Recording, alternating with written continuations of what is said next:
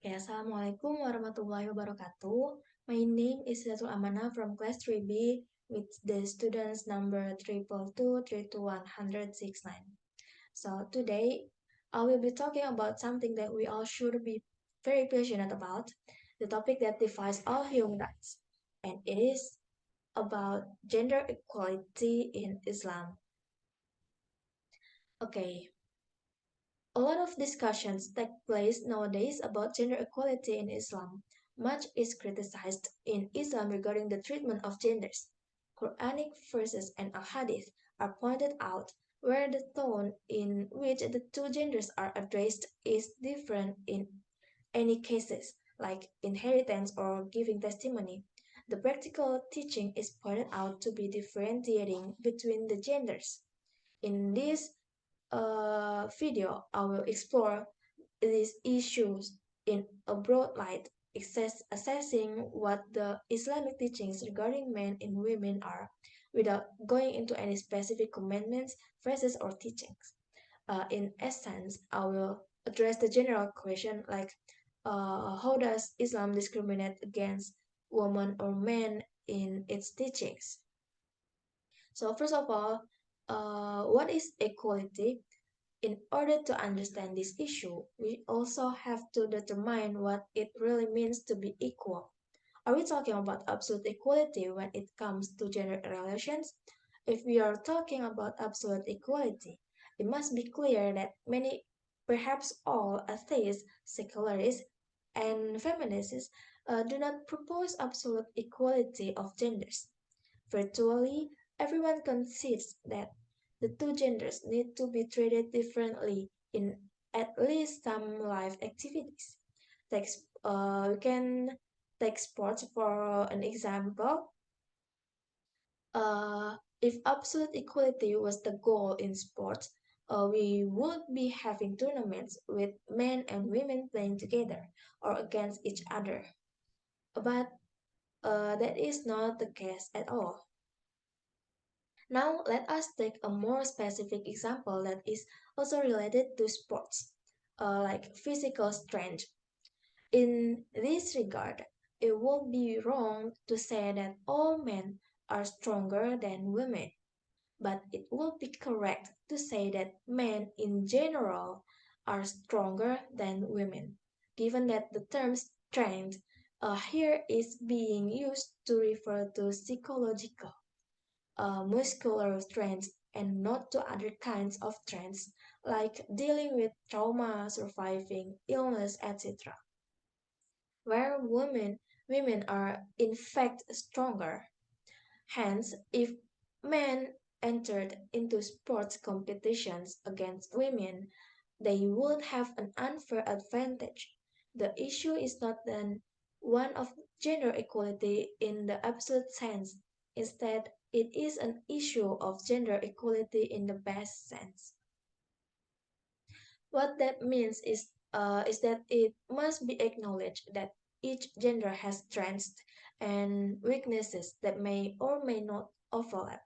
In certain respects, one gender has an advantage over the other, while in other respects, the other gender has the advantage.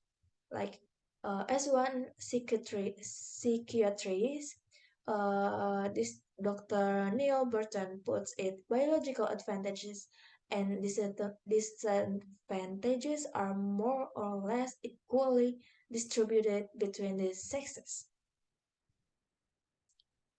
And we should understanding gender roles. What many see as inequality between the genders in Islam is actually equality in the best form, due to the fact that women are born with the ability to give birth to children and are naturally better equipped to care for a newborn's needs.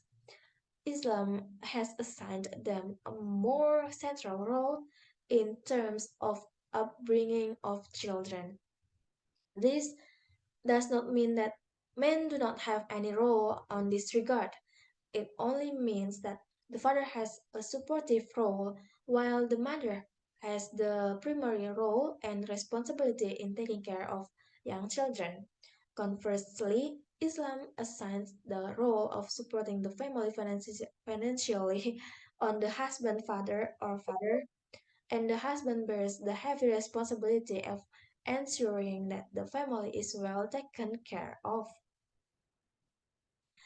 Uh, and regardless, in no way does Islam determine that specification of responsibility is a means for determining superiority of inferiority between genders as uh, and also Islam grants true equality. Like not only has Islam brought to light teachings on gender equality, it is has championed that them in every respect.